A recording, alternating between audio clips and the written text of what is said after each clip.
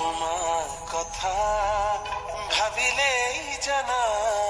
জোনাক উপচি পৰে